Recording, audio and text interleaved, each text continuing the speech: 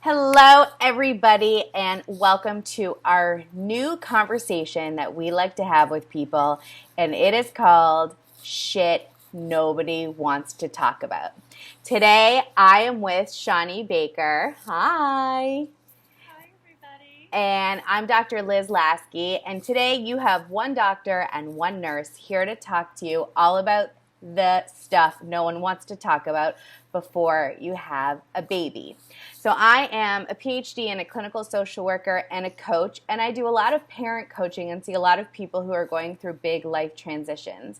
And Shawnee, tell us a little bit about the work that you do. So I own my own company. Some of you know me. I'm a certified sleep consultant, and I run a business called Advanced Nurturing. And I work with parents as well, doing some parent coaching, but more baby coaching. So working primarily with the children, not so much the parents, and that's where I turn to my good friend Liz. So hopefully we can get your baby sleeping and do some of the breastfeeding consulting and get through some of the stuff that's happening with the little one. Awesome. So we have noticed some themes that have come up in our work in the last little bit. And these are kind of the taboo things that people are nervous to talk about or they might feel uncomfortable to talk about. But we love to go there. So there are three commonalities that we want to talk about today.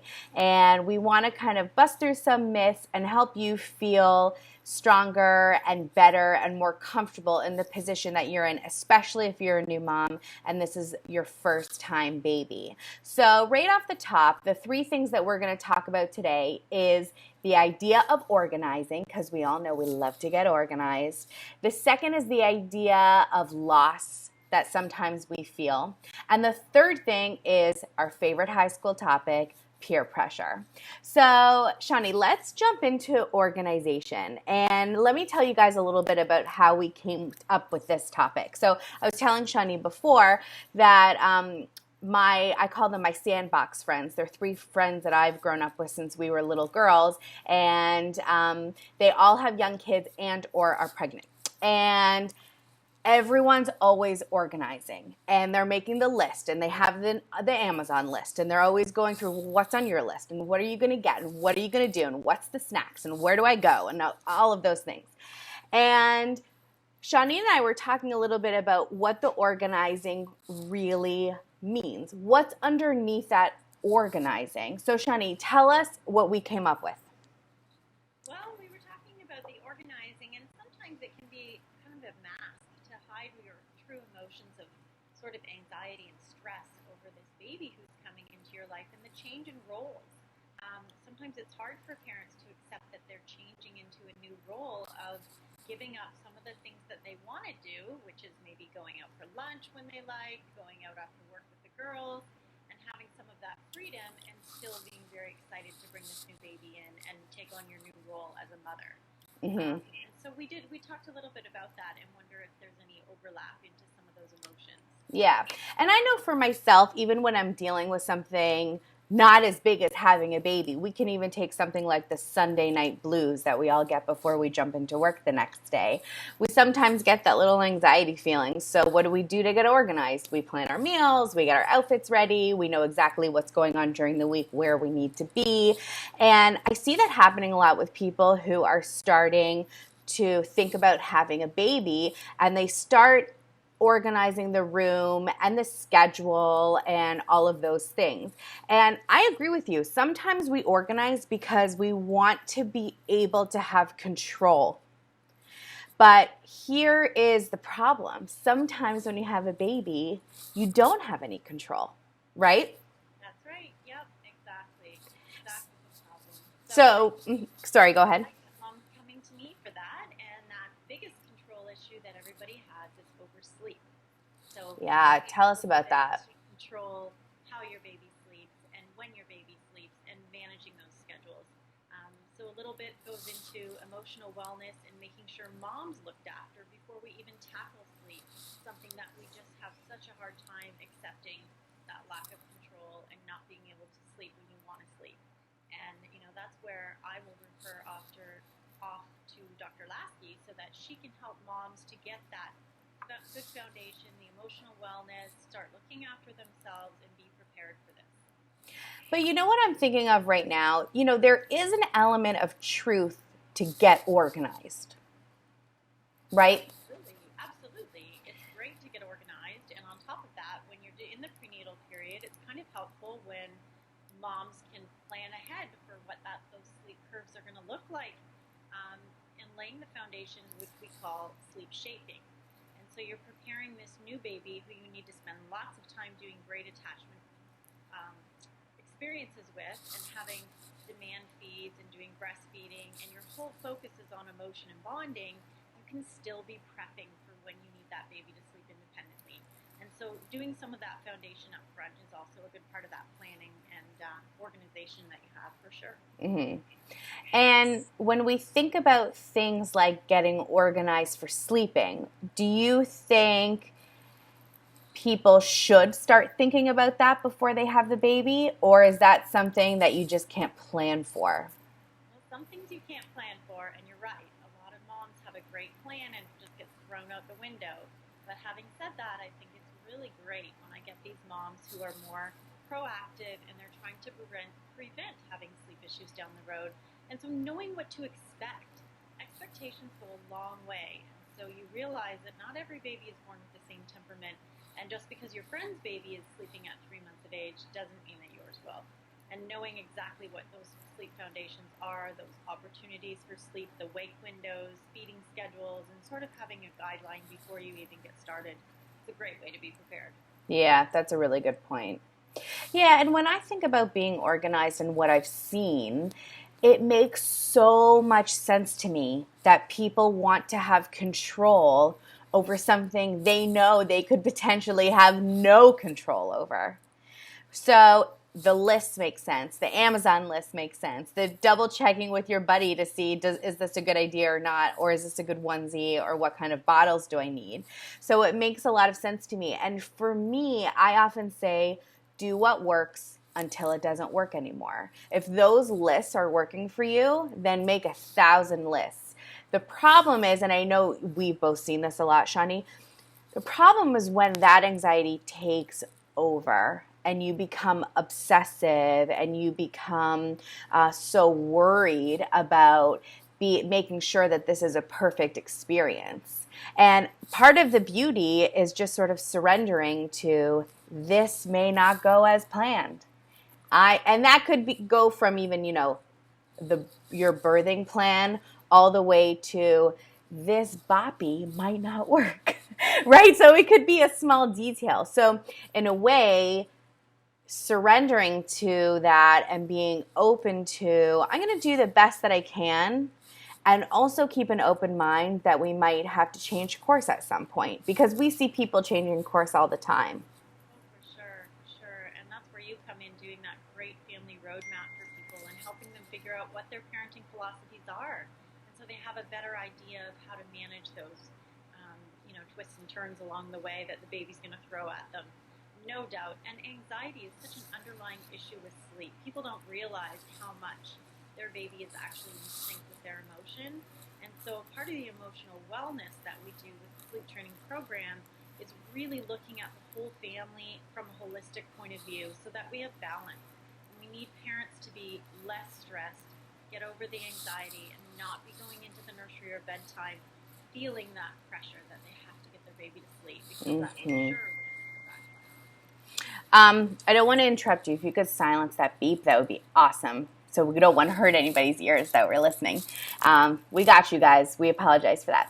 So that what you're saying right now, in some ways, when I hear you say that, blows my mind. Because what you're really saying is, when we think about anxiety, and we had said before that sometimes we think that the organization really pushes us, is really, you use the word mask of the anxiety. The organizing helps us feel better about it.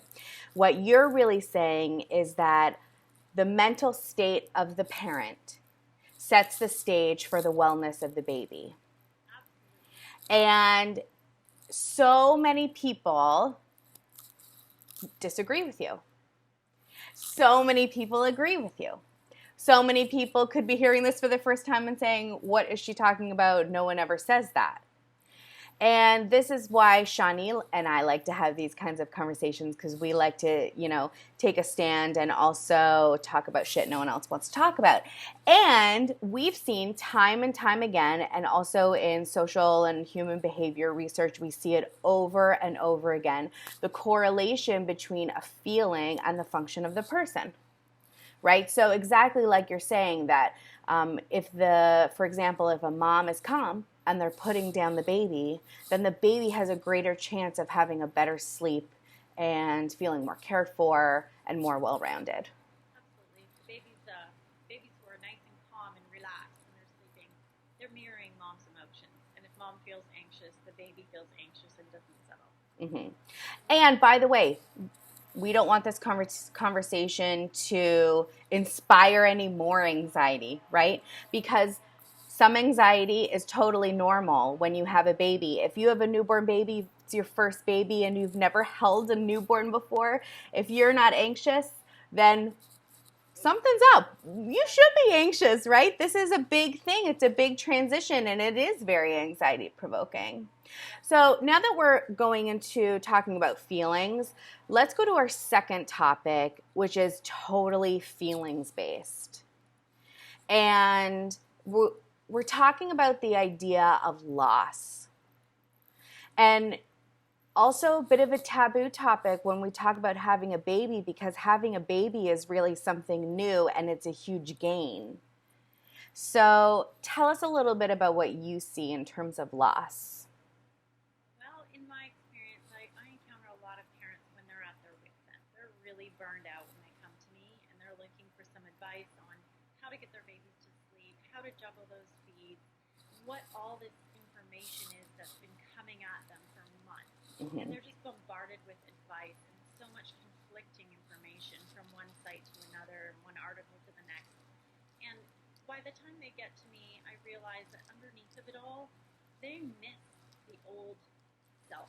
Yeah. And a lot of these moms are just feeling like their entire being is consumed by this baby, and they are all absorbed into motherhood. And a lot of them actually have a little bit of underlying, they're anxious about that. They feel guilty for missing their old self. They feel guilty for their career. They feel like they want to go out with their friends. They just need a break. They've had enough. And it's a really difficult transition, and I think a lot of moms feel shame and guilt around that because they don't want to tell anyone that, they just would like a break. Totally. I think guilt is the word, because to me, guilt means I should be doing something, right? So we should feel totally happy 100% and have no other feelings about having a new baby. Right. That's what we should feel. That's just not the reality. I was just going to say, have you ever met a mom like that? Absolutely not. Me neither. Yeah, it hurts. It hurts. You're letting go of that person that had all those hopes and dreams and aspirations, and now you have to focus all of that energy into this new little person. And as much as you want to do it, you're just torn in two different directions. Mm-hmm. Yeah, I think that's also a key element, because half of you might feel, all I want to do is hold my baby and feed my baby and be with my baby. And then the other 50% might be, and I miss going to work, and I miss having lunch with my friends, and I miss being able to go out on a Saturday night, and I miss being able just to go and get a manicure and not worry that it's going to be ruined in about an hour and a half when I have to change a diaper, pick up a baby, right? And I think sometimes people don't feel allowed to hold those two things at the same time. I agree. Yeah. Big problem. And those underlying emotional wellness issues are often brought up when I work with a client and we're focusing on sleep. Sometimes by the time they've reached out to me, they are so sleep deprived and so exhausted, and those emotions are really raw, and they're just coming to the surface. And when we start talking to them about their parenting style and how crying affects them and brings out these anxieties in the parent, sometimes those old wounds from the past are open too much, and they need to speak to someone like you. And that's where that great connection comes from. So we can sort of collaborate that way. Mm-hmm. That's an interesting point that you're bringing up too, because that is when people are the most raw, right? And I've seen it too, where it's been someone who is just purely exhausted and just cannot, they feel like they cannot get it together. And what happens, it's almost like a domino effect, because you are tired, you're not caring for yourself, and it's almost like you can't see the forest from the trees in a way, because you just have such a hard time being able to say, okay, well, what's the immediate problem right now? And exactly like you said, sometimes it opens a can of worms of many other issues that are going on too. That sure does. Yeah. And it's not only a physical process, but it's such a heavy emotional process as well. Yeah, yeah, absolutely. And I think one thing that you and I both agree on is that there's such a connection between emotional well-being and wellness and patterns and development in a baby and in a baby's life. Oh, for sure. Yeah. I mean, that's so much of what my parent coaching is all about. It's these patterns of recognition for the baby and making sure things are predictable and the baby can anticipate them. And if you're creating predictable patterns, the baby starts to calm down, mom calms down, and everybody can get back on track. Mm-hmm. And it's funny because I'm thinking now, even that process makes people feel guilty. It does. Yeah. And that's where the peer pressure part of it comes in. My baby's sleeping through the night. How come your baby isn't sleeping through the night? And are you breastfeeding? And aren't you breastfeeding? And all those issues come up. Yeah. So before, I want to jump to peer pressure, but before we do that, how can we sum up this, the idea of loss and guilt and grief, right? So what is your sort of go-to advice, per se, when someone comes to you with this kind of issue? What are your words of wisdom? Oh gosh, words of wisdom. Well, I mean, we've all been there. Anyone who's a mom knows exactly how that feels and how difficult it is to transition from one role into the next. You really need a lot of support, making sure that moms have that outside support, girlfriends, make sure their husband is supportive of them, and they just have time. They need some space to be able to do a little bit of self-reflection and spend some time understanding what those feelings are and working through them, which is really hard when you have a new baby. But if you have the opportunity to get somebody to give you some time, maybe you have a nanny or your husband can take the baby for a couple of hours and do something for you. Self-care is not a selfish thing, and moms need to get out and look after them, whether it's go to the gym or go for a walk or take time. They need that time. And a lot of times they need another referral, and they just need to talk to an adult therapist or a coach or somebody who can help them through it. And that's a mind shift, I think, for people about the self-care. It's a very loaded thing. And what I'm thinking about now, sort of what my, advice might be to someone is really, and by the way, I'm also thinking of that mom who may not identify with this too. There may be someone who their whole life knew that their identity would really come full circle when they had a baby. So there is room for people who don't feel any loss or any grief or any guilt. And to you, I say, rock on, sister. I think that's awesome. And either way, whatever end of the spectrum you're on, I think my sentiment is really just feel your feelings. Because a feeling doesn't last for very long. Sometimes it does, but often they don't. Think about the last time you were super mad. A couple days later, you're going to feel better. Panic attacks, they don't last very long, right?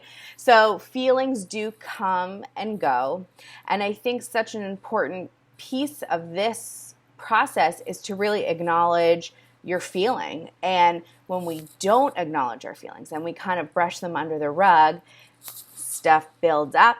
We don't know what to do with it. Sometimes it turns into something that we don't even realize it's turning into. There might be some projection. You might really lash out, at the cab driver and you think, oh my God, what was that? Where is that from, right? So just allowing yourself to feel your feelings, whether it is talking to someone or having a journal or meditating or talking to someone about it. I think any of those things are really important ways to just feel your feelings and say, it's okay. It's just a feeling and it'll pass.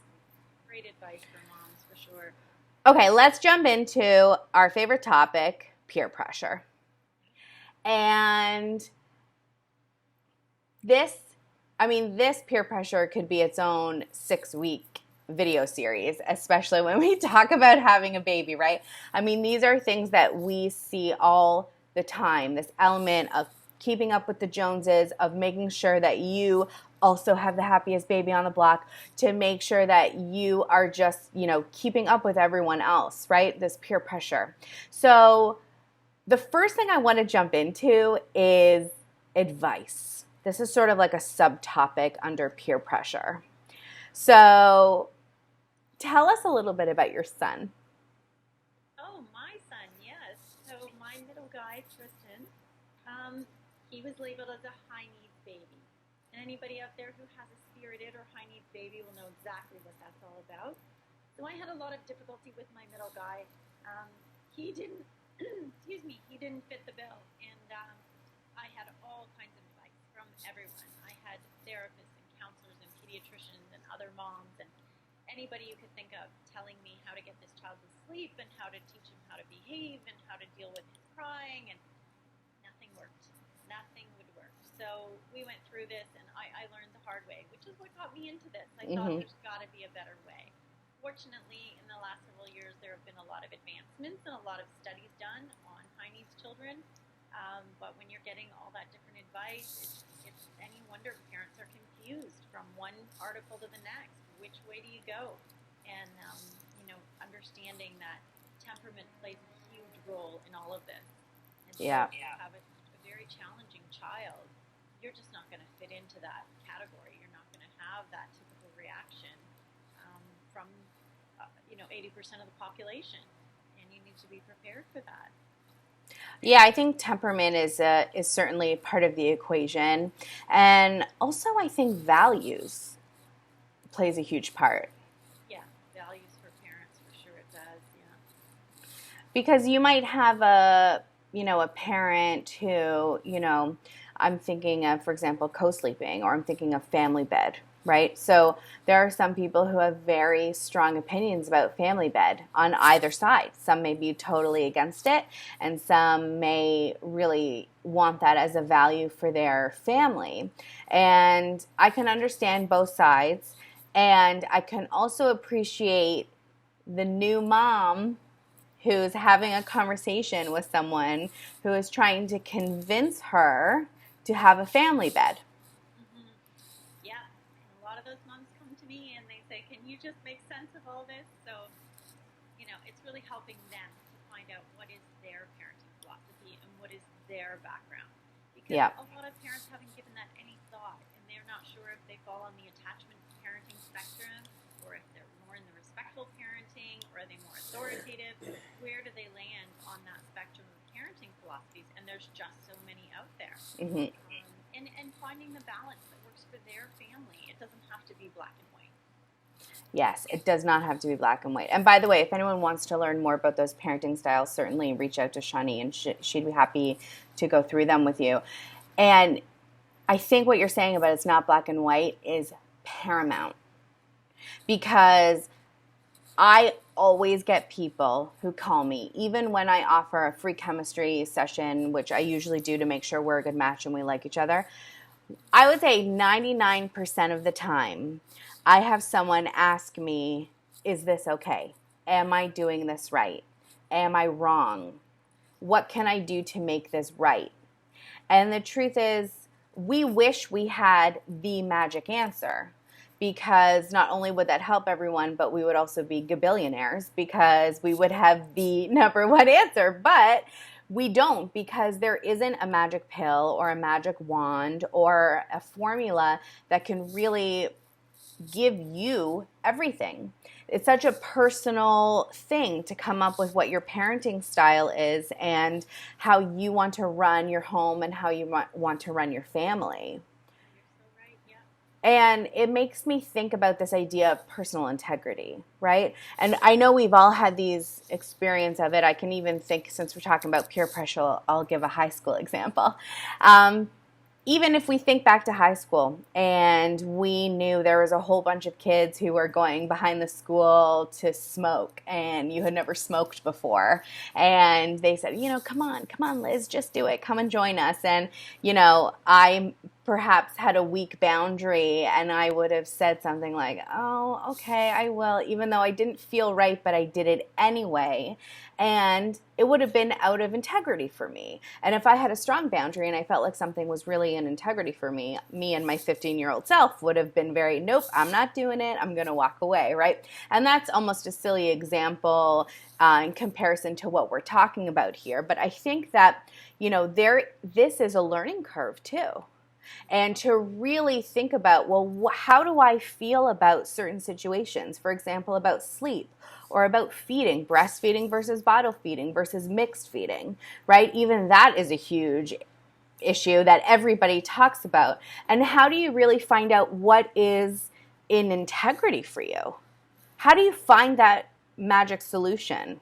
What do you say to people when they're trying to figure that out? I do a lot of work with parents to balance their lifestyle. So if I have a working mom or a stay-at-home mom, depends completely on that family lifestyle because it all has to fit together like pieces of a puzzle. And it's all about the balance. And it's not a matter of, well, I'm doing everything I can to make sure that my baby gets exclusively breastfed at all costs. And then other needs are compromised. So whether it's sleep, emotion, environment, whatever it might be. Connection with your partner, maybe. You can't compromise all other needs just to meet the one.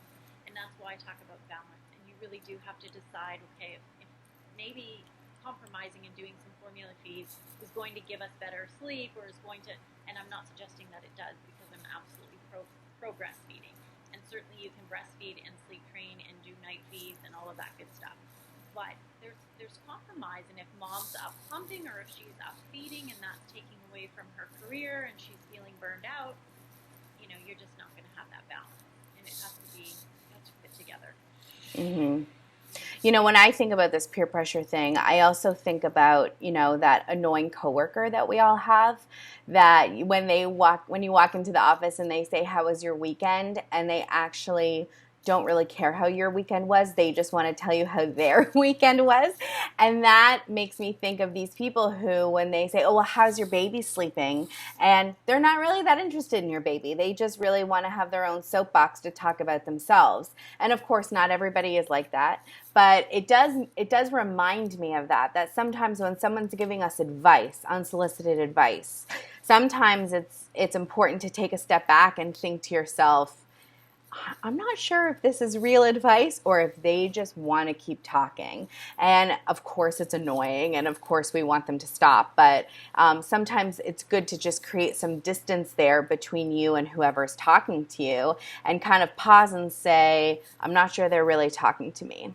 And also, when we come up with our own personal integrity and we come up with how we want to live and maybe some guidelines with how we want to run our families, then it becomes much easier when someone gives us advice and it doesn't sit well with us.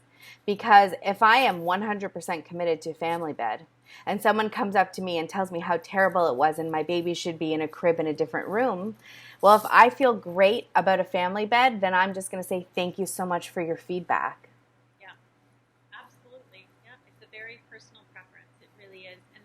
Right way and one wrong way at all. All of it works. It's a matter of finding what works best for you and your family and your baby's temperament and getting everybody to work together as a team because the family is a unit, one unit, and it all has to flow. 100%. So we're actually almost out of time, and today we covered 3 different topics: our organizing to anxiety, some ideas about loss, and also about peer pressure. And by the way Shawnee and I came up with this video series or this video is because we've had so many people ask us the same questions over and over again. So if you have an idea for a video, if you want to hear more from us, if you have some specific questions, leave a comment below, or you can email one of us and let us know how we can be helpful to you. We love doing these videos. We'd be more than happy happy to be of any type of service that we can to you. Totally free, no commitment. Just let us know and we'd be happy to make a video about it. So Shawnee, quickly tell everyone where they can find you and your website. On my website, I'm at www.advancednurturing.com, and I'm in the Greenwich area. I do a lot of work in Upper East Side. I do New York City. I'm there all the time, every other week. And yeah, you can also find me on my Facebook page as well, which is Nurturing Baby Sleep. Awesome. And you guys can find me also on my website, LizLasky.com. That's LizLasky.com. And of course on Facebook at Dr. Liz Lasky. We have had a great time today. I had a great time talking to you and chatting with you. And please, again, let us know how we can be helpful, and we hope to see you guys soon. Bye.